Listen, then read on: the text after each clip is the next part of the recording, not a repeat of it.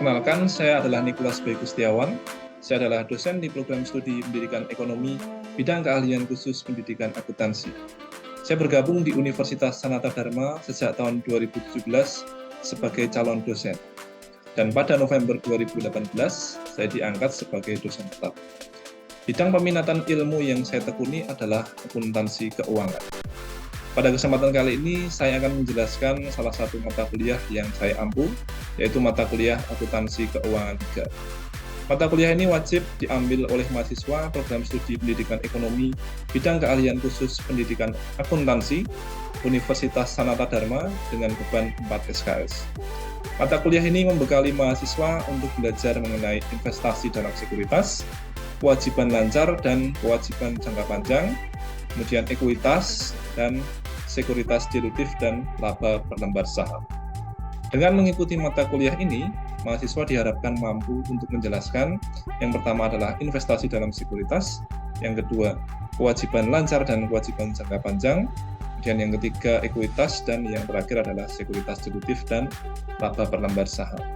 Materi pada mata kuliah ini terdiri dari yang pertama adalah investasi dalam sekuritas, yang kedua adalah kewajiban lancar dan kewajiban jangka panjang, dan yang ketiga adalah ekuitas, kemudian yang terakhir adalah sekuritas dilutif dan laba berlembar saham.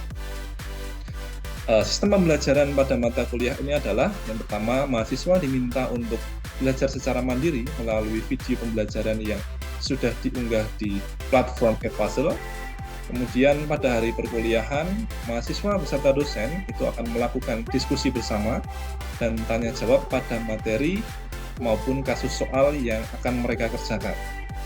Kemudian metode pembelajaran yang digunakan adalah dengan memanfaatkan model flip learning.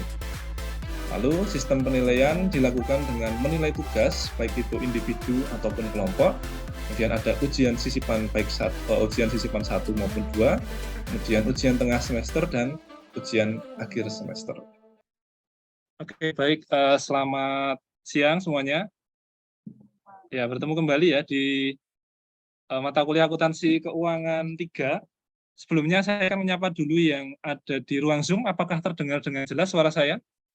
Mohon merespon. Jelas, Pak. Oke, terdengar ya. Baik.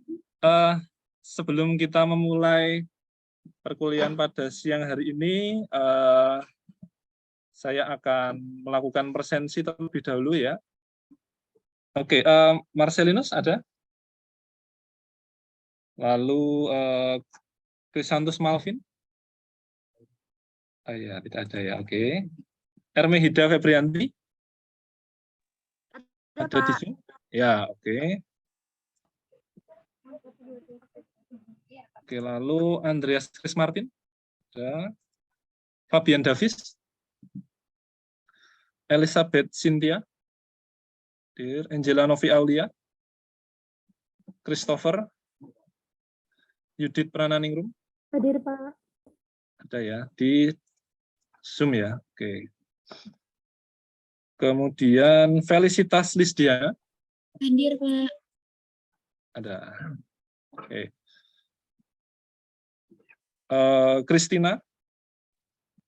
Christian Advent? Gisela Natania?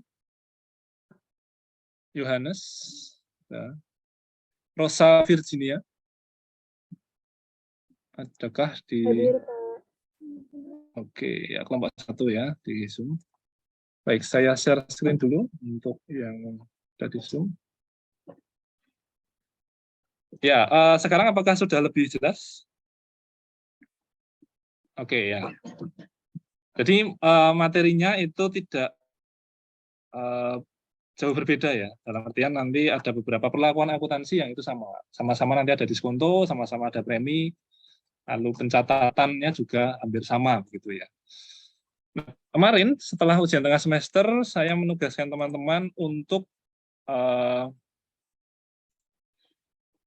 mempelajari Edpuzzle ya teman-teman ya. Nah, ini sudah hampir semua ya. Hampir semua dan ada yang belum. Yang belum ini Andreas Martin. Sudah atau belum ini? Sudah ya, artinya ini kita cek ya. Andreas.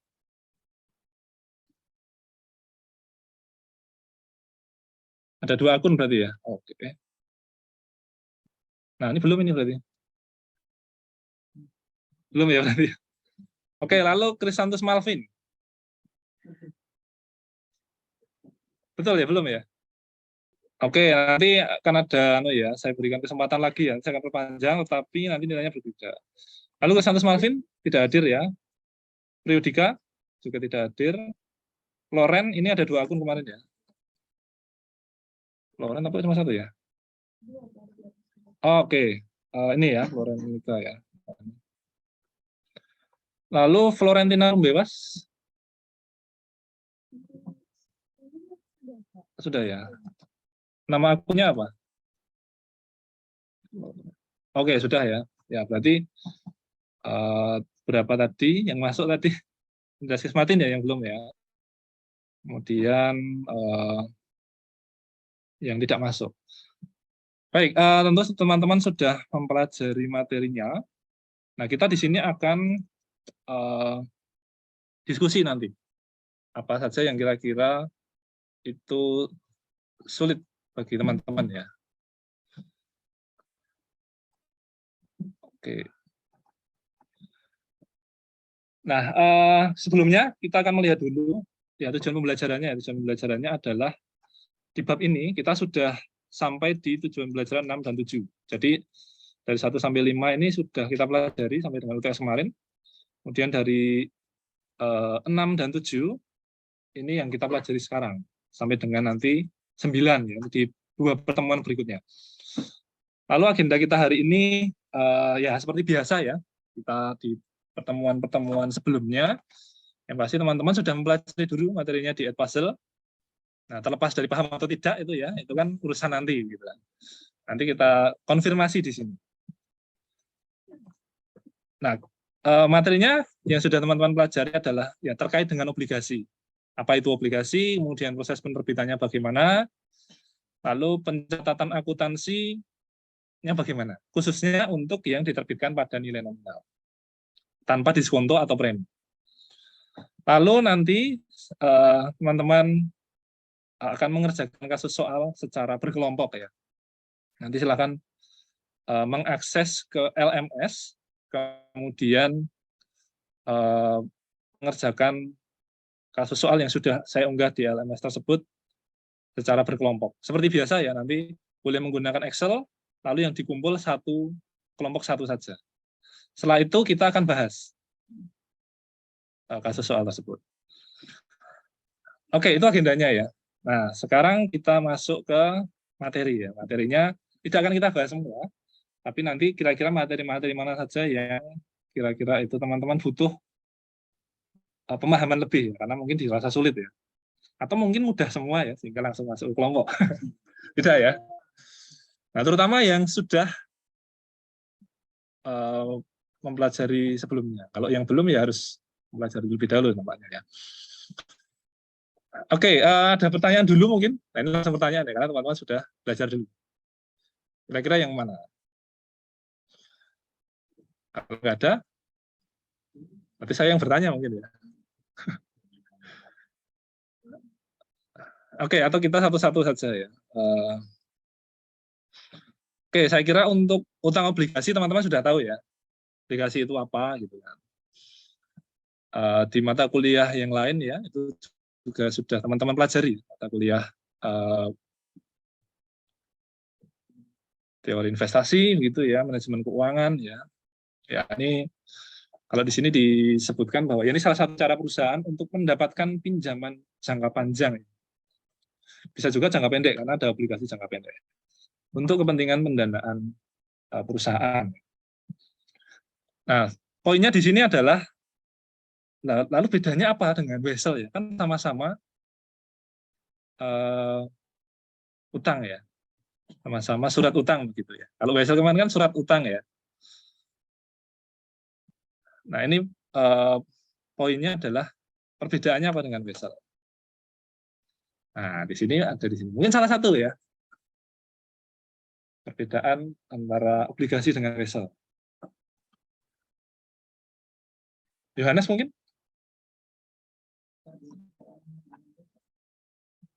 Ya, perbedaan obligasi dengan wesel. Kalau obligasi itu mungkin dia diterbitkan untuk apa masyarakat luas dulu. Oke. Misalnya itu dia hanya untuk berapa orang. Oke. Ya, yang pertama adalah terkait dengan jumlahnya berarti ya, Yohanes ya.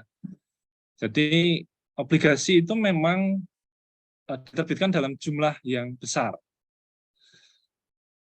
Nah, sedangkan wesel itu biasanya ya diterbitkan tidak dalam jumlah besar begitu ya. Bisa satu atau beberapa orang. Oke, lalu perbedaannya apa antara kalau tadi obligasi dan wesel ya, kemudian obligasi dan saham ya. Nah, perbedaannya apa? Ini saya kira tidak terlalu sulit ya. Mungkin yang di Zoom mungkin ya. Kalau tadi sudah yang di kelas, sekarang yang di Zoom mungkin. Salah satu mungkin.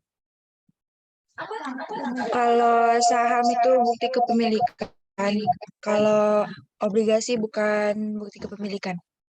Oke, kalau saham itu adalah bukti kepemilikan, sedangkan kalau obligasi itu bukan bukti kepemilikan. Lalu apa itu kalau bukan bukti kepemilikan? Masih mute?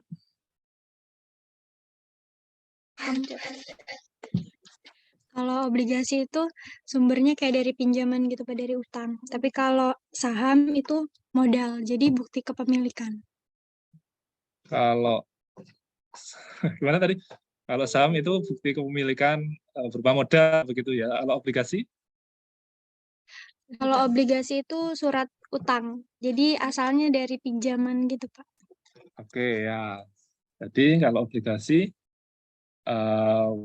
surat utang gitu ya, sama seperti wesel.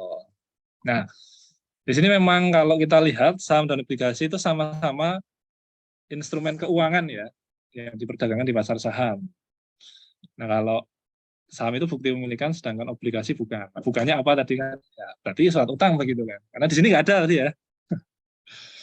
Oke, itu ya perbedaannya. Saya kira ini tidak masalah. Oke, kita akan mencoba untuk menghitung ya, karena nanti akan ada di kasus soalnya ya. Kita ambil contoh ya, di sini ada PTA itu yang menerbitkan obligasi sebesar $10.000 ya, dengan jangka waktu 3 tahun. Bunganya 10%. Nah, ini bunga apa? 10%. Menurut teman-teman. Obligasi. Bunga obligasi ya. Jadi kita sudah bisa menentukan di sini bunga obligasi. Artinya obligasi itu berbunga atau bunganya dituliskan secara eksplisit. Lalu di sini suku bunga pasar. Ini sudah dijelaskan suku bunga pasarnya berapa. Suku bunga pasar untuk obligasi serupa adalah 12%.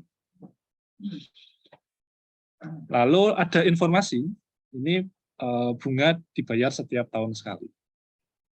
Jadi setiap tahun pembayaran bunganya hanya sekali. Nah, nanti dikasih soal itu 4 kali ya. Kalau teman-teman sudah lihat tadi. 4 kali berarti periodenya ya kita kali 4. Kalau ini berarti periodenya berapa? 3 ya, udah langsung tahu ya. Karena sekali setahun. Maka 3 kali. Mungkin di modul nggak ada ya, karena saya tambahkan. Karena ini contohnya sebenarnya hampir sama dengan yang wesel. Ini untuk merefresh saja. Oke, kita lihat perhitungannya ya. Perhitungannya seperti ini. Sama persis dengan cara perhitungan wesel. Jadi untuk menghitung present value dari obligasi, ini kita akan menghitungnya dari 2 unsur ya.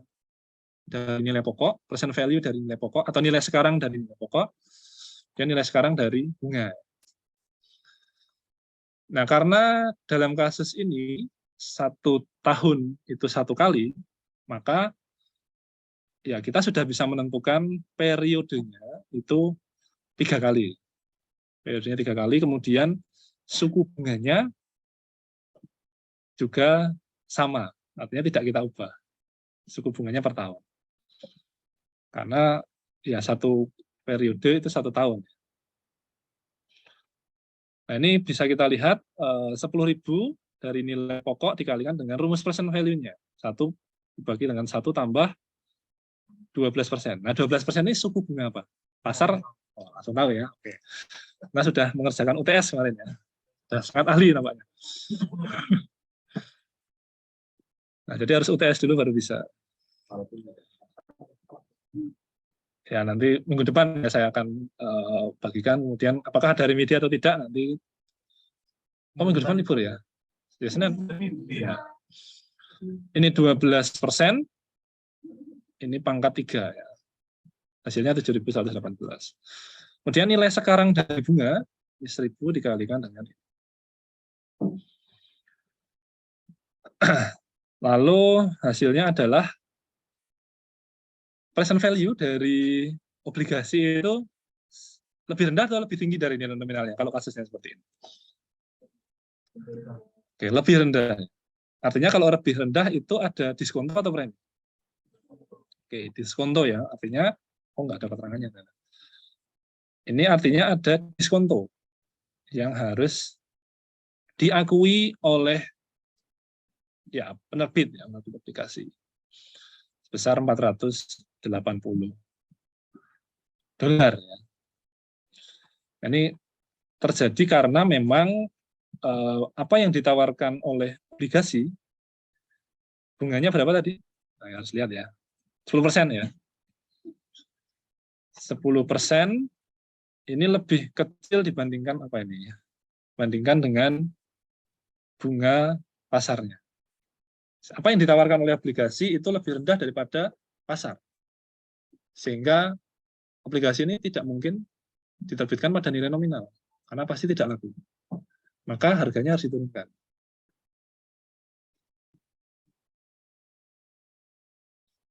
Nah, pertemuan 14.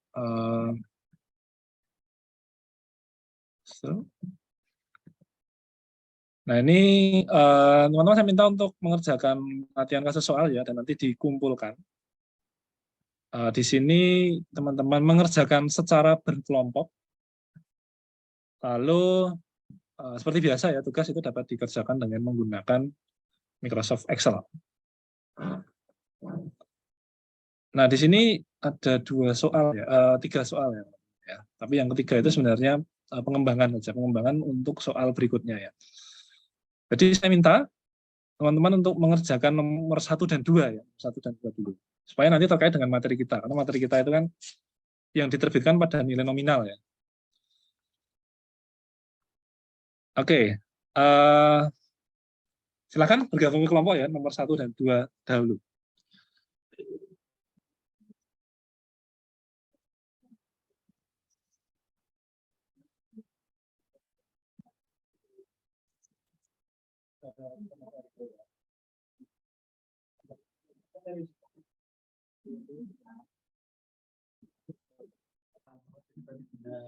Kalau belum sama, belum sama.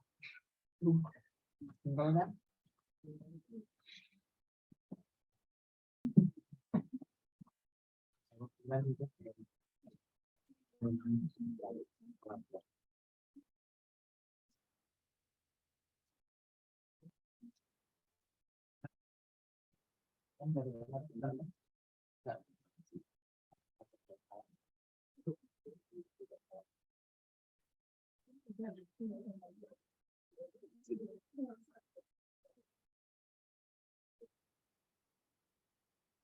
Kita lihat ya yang sudah mengumpulkan. Kelompok berapa? Ya, 2 kelompok ya.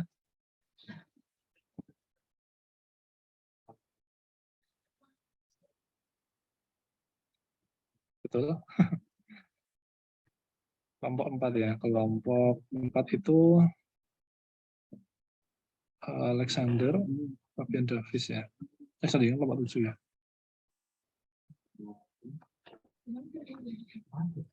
Oke, mungkin 2 kelompok ini ya yang akan menjelaskan hasilnya ya. Mungkin kelompok 7 dulu saja ya. Nanti maju saja agar terdengar. Nah, silahkan sambil menunggu kelompok lain ya. Ini saya perbesar. Mungkin perwakilan dari kelompok saja saya kira. Oke, jadi untuk yang pertama itu tanggal 1 Maret Diva Company menerbitkan obligasi senilai $400.000 dengan tingkat bunga obligasi 8% dan tingkat bunga pasarnya 8%. Jangka waktunya 10 tahun pada nilai pari. Bunga dibayarkan setiap 3 bulan pada tanggal 1 April, 1 Juli, 1 Oktober, dan 1 Januari. Jadi untuk yang pertama ini kita diminta untuk mencari nilai sekarang dari nilai pokok dan nilai sekarang dari nilai bunganya. Nah, untuk nilai sekarang dari nilai pokoknya itu ini. Jadi nilai nominal obligasi itu dikali dengan 1 dibagi dengan 1 ditambah dengan tingkat bunga pasar lalu dibagi dengan 4 karena 4 ini pembayarannya kan ada 4 kali dari 1 April, 1 Juli, 1 Oktober, 1 Januari. Jadi dibagi 4. Nah, tuh. Hasilnya begini.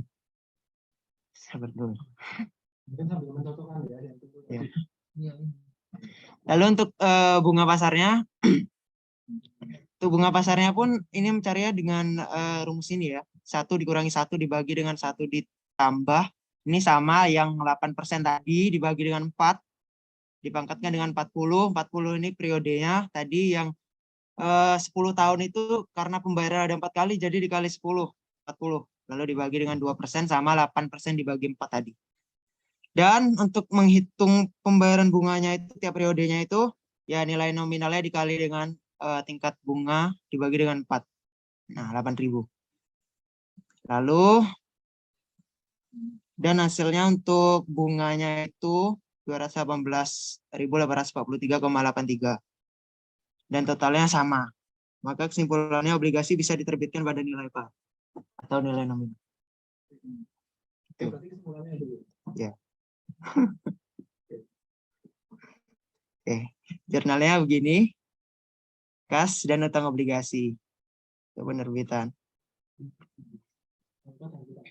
Iya, saya rasa juga ada yang kurang.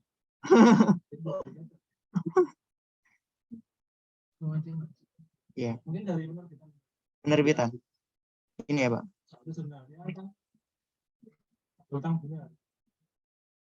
Oh, utang bunga yang ini ya. Yang selama 2 bulan itu ya, bunga berjalan. Oh, itu dimasukkan di sini, Pak. Oh, kirain dipisah.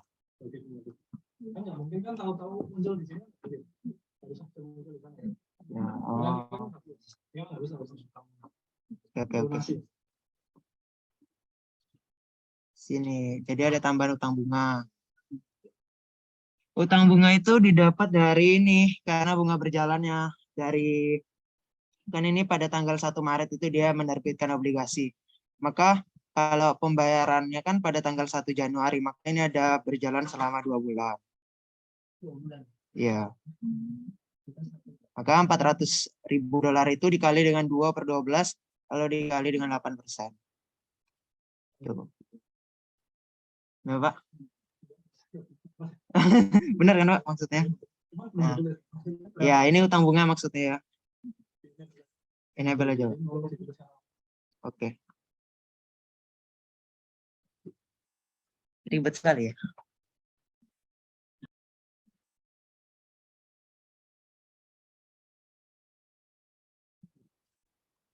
Utang bunga.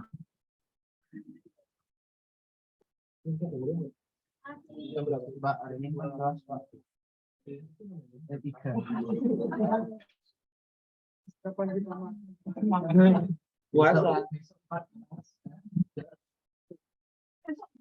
Ya kalian.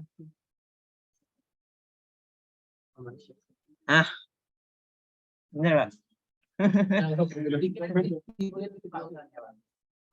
Oh, kredit ya? Oh. Sorry, nge-lag. Kenapa dihapus ya? Itu di kopas dulu aja. Nah, Bisa daerah di kopas. Rumusnya di kopas. bisa di kopas, pindahilah. Kopas lah. Berarti ininya ya.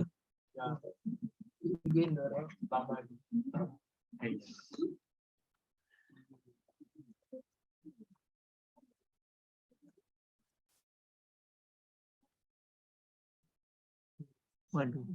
Waduh, ini. Oh iya.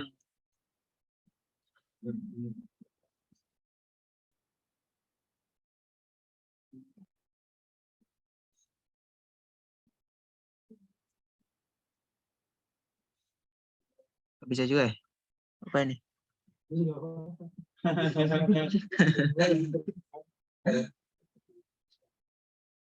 Disam bisa nggak? Hah? Oh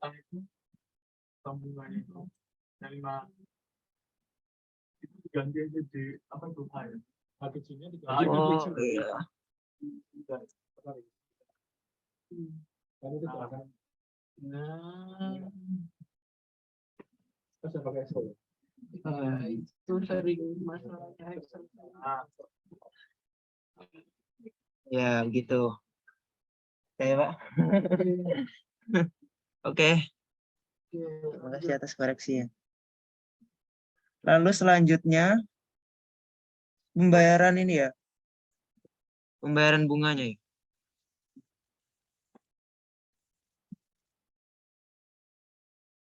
Ini apa ya?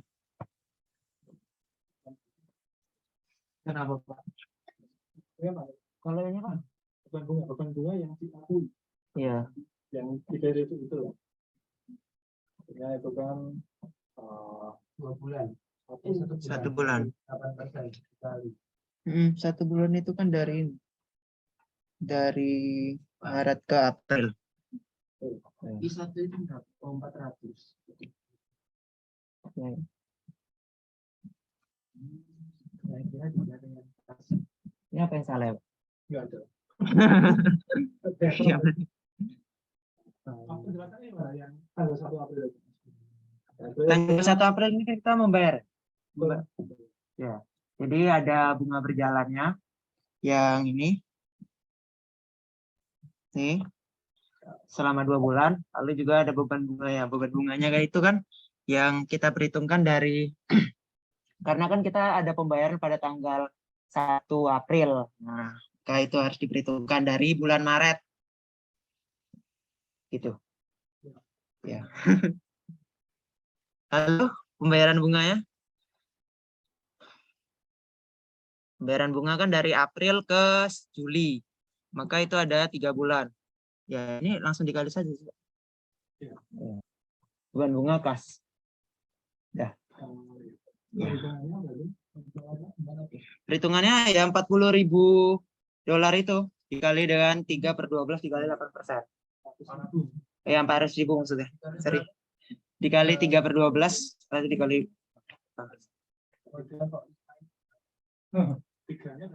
tiganya dari yaitu dari tanggal pembayaran bunga selanjutnya. Nah, itu. Ya, dari April ke Juli. Terus selanjutnya pun juga sama begitu. Nah, begitu ya.